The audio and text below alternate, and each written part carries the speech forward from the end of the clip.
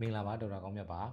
ကျွန်တော်လက်ခီးရပြန်ရောက်ပါပြီတော်တော်များများ New Year တွေပိတ်ရက်ရှည်ခရီးသွားတဲ့လူတွေလည်းဒီချိန်ကတော့ပြန်ရောက်ပြီအလုပ်ပြန်လုပ်ကြရတော့မယ်အချိန်ရောက်ပြီပေါ့နော်အဲ့တော့ဒီလိုအချိန်မှာအများစုခရီးရပြန်လာရင်မှားတတ်ကြတဲ့သတိပြုသင့်တဲ့ပေါ့နော်အချက်လေးတစ်ချက်ကိုကျွန်တော်ကပြောပြချင်တာပါခရီးရပြန်လာရင်စိတ်ဘလို့ပဲအပန်းပြေပါတယ်ပြောပေါ့ကျွန်တော်တို့အသားရည်ကတော့ဒီနေတန်းရေတန်းလေတန်းပေါ့ပတ်ဝန်းကျင်အပြောင်းလဲတွေကြောင့်နည်းနည်းအများတော့ပင်ပန်းကြတာပဲဒါပေမဲ့အများစုဖြစ်တာပါလဲဆိုတော့မျက်နှာကြီးညိုသွားတာမဲသွားတာပေါ့နော်အဲ့တော့မျက်နှာကြီးမဲသွားညိုသွားရင်ဘာလုပ်တတ်ကြလဲဆိုတော့ exfoliation လုပ်တာပေါ့ exfoliation ဆိုတာဘာလဲဆိုတော့အရာစကားနဲ့ပြောရရင်တော့ရက်ွက်ထဲမှာကျွန်တော်တို့အစိတ်ထုတ်လိုက်တာတို့မျက်နှာကြီးချွတ်လိုက်တာတို့ဒါမှမဟုတ်အိမ်မှာ scrub တိုက်တာတို့နောက်အများစုကတော့ဒီ AHA BHA ပါတဲ့ပစ္စည်းတွေ